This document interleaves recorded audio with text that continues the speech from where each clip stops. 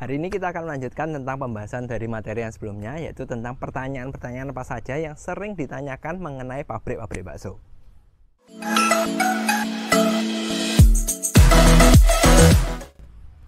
Oke, lanjut. Pertanyaan apa saja yang sering ditanyakan tentang pabrik-pabrik bakso?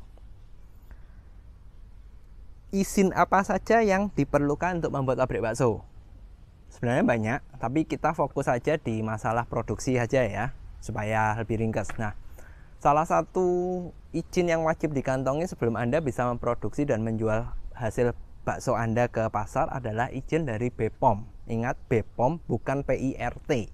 Kenapa? Karena secara peraturan semua yang mengandung frozen dan daging itu wajib BPOM, bukan PIRT. PIRT nggak akan cukup. Jadi kalau Anda hanya mengurus PIRT dan Anda membuka kelasnya pabrik frozen, Anda mengirim, ya jangan kaget kalau Anda tiba-tiba kena denda atau sanksi, karena izinnya wajib BPOM. Lalu kalau izin halal wajib enggak?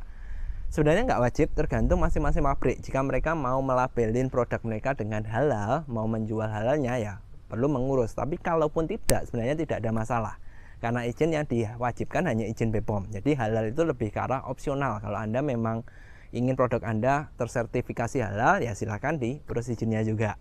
Itu untuk izin seputar produksi dan penjualannya. Kalau izin pabriknya sendiri sih banyak ya, ada izin industri, ada izin ya macam-macam lah. Tapi kita nggak akan bahas itu supaya spesifik aja. Lanjut. Bahan tambahan apa saja yang dipakai oleh pabrik-pabrik? Banyak sekali, dan tiap pabrik pasti berbeda-beda. Kembali kan, kalau Anda ngikutin channel HM Pro saja, Anda tahu banyak sekali bahan tambahan pangan yang dipakai, dan semua akan kembali ke masing-masing resepnya butuh apa. Ingat, bahan tambahan pangan itu macamnya banyak karena kebutuhan tiap-tiap orang berbeda, tiap-tiap pabrik berbeda.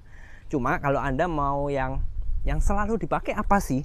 Yang selalu dipakai adalah yang berjenis blend fosfat, seperti Vendapos. Ingat, blend fosfat, bukan fosfat biasa. Kalau Anda pedagang yang umum, ya mungkin Anda tahu ada STPP, itu single fosfat, tapi biasanya jarang sekali dipakai oleh pabrik-pabrik. Kenapa? Karena secara kualitas itu jauh dengan blend fosfat, sementara harganya, biayanya, costnya itu selisihnya nggak jauh. Jadi pabrik-pabrik ya mereka lebih memilih yang oke lah harganya mahal dikit nggak apa-apa, tapi pemakaiannya kan sedikit, hasilnya lebih bagus, ya makanya mereka pilih yang blend fosfat. Itu yang selalu ada. Kalau yang nggak wajib ada sih ya kembali tergantung kebutuhan ya. Biasanya ada karakinan, ada ISP, ada juga WBS, pengganti daging. Terus kalau bumbu-bumbu ya ada beef broth, terus ada penguat rasa, karamel, macam-macam lah, banyak. Ya itu kembali tergantung ke masing-masing resep, jadi nggak bisa digeneralkan pasti apa. Lanjut deh. Ini sudah bahan tambahan apa? Lanjut. Apakah resep tiap pabrik sama? Tentu tidak. Nah, jangankan pabrik, biasanya para pedagang bakso saja resepnya juga berbeda-beda. Kembali kan, tiap-tiap orang mempunyai kebutuhan berbeda. Contoh nih, pabrik A dan pabrik B punya market yang sama. Mereka jual bakso dengan harga yang ya kurang lebih mirip-mirip, tapi cara mereka mendapatkan bahan baku berbeda. Yang satu mungkin mudah mendapatkan MDM, yang satu mungkin susah mendapatkan MDM, lebih gampang di MM dan sebagainya.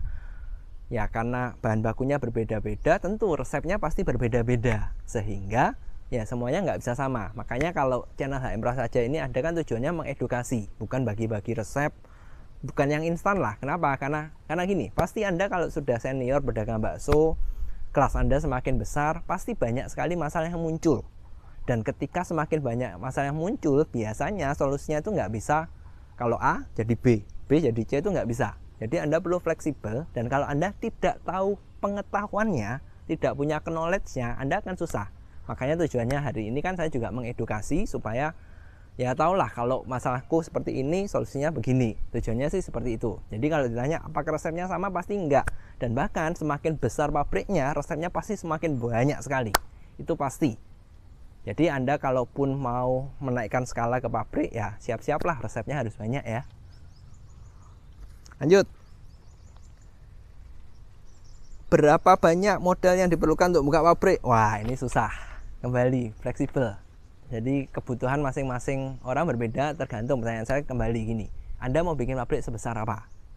Ya kalau modalnya tentu nggak bisa jutaan, mungkin puluhan atau ratusan bahkan miliar. Kenapa? Karena satu, kalau Anda mau punya mesin juga harga mesin berapa?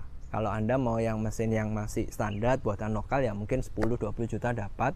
Tapi kalau sudah Anda kelasnya yang besar, Anda perlu yang stabil. Apalagi kalau produk Anda semakin murah, Anda perlu mesin yang semakin bagus. Dan kalau sudah seperti ini, biasanya perlu mesin yang impor. Dan impor itu setahu saya harganya itu tidak di bawah 100, tapi di atasnya. Tergantung kapasitasnya ya. Itu baru mesin gilingnya. Belum Anda mesti punya mesin cetak. Mesin cetak kan ya mungkin nggak mahal lah. Cuma nggak mungkin satu kan, mesti beberapa. Terus ada juga biasanya itu mesti punya grinder. Terus cold storage-nya gimana. Jadi untuk modal tergantung Anda mau sebesar apa. Ya saya nggak bisa memastikan. Cuma kalau mau ditarik benang lurusnya, kalau tidak memperhitungkan tempat ya mungkin 100-an kali ada kali. Kalau Anda mau yang masih home industry yang kecil ya mungkin bisa di bawah itu. Tapi mungkin mesin Anda nggak punya, Anda masih bikin di penggilingan di mana ya Anda tahulah banyak masalah yang bisa terjadi kalau tidak punya lingkungan yang steril. Dalam arti kalau masih ke penggilingan ya kemungkinan masalahnya semakin banyak. Dan takutnya kalau Anda sudah kelasnya pabrik, hasil produknya nggak stabil, nah itu jadi masalah di marketingnya nanti, di penjualannya nanti. Jadi kalau tanya modal saya nggak bisa jawab. Ya kalau Anda mau memulai mungkin Anda perlu menyiapkan uang ratusan juta dulu deh.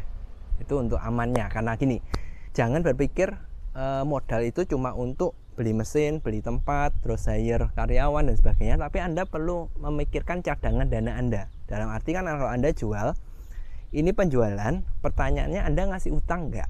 Kalau Anda ngasih utang, setelah barang Anda dikirim, uangnya kan nggak langsung balik. Nah bayangkan Anda kirim ke sini, kirim ke sana, sana, dan seterusnya, tapi yang balik ini nyantol. Nah Anda kalau nggak punya dana yang cukup, cash flow Anda nggak berputarnya bagus, ya akan cepat bangkrut kan. Makanya itu kalau dana tidak cuma tentang peralatan, mesin, dan bahan, tapi Anda perlu memikirkan juga tentang perputarannya. Kalau saya sih biasanya mencadangkan dana ya sekitar paling nggak Anda muter sekitar 6 bulan lah. Itu nggak tahu sih, tergantung skalanya juga. Tapi saya rasa kalau 6 bulan mestinya cukup ada nafas untuk ya jagain sih. Kalau yang ini nyantol telat, yang itu telat, jadi Anda masih ada nafas untuk muter. Ya kembali kalau dana fleksibel saya nggak tahu, itu tergantung Anda bisnis plan-nya seperti apa nantinya. Lanjut, ini bahan tambahan sudah.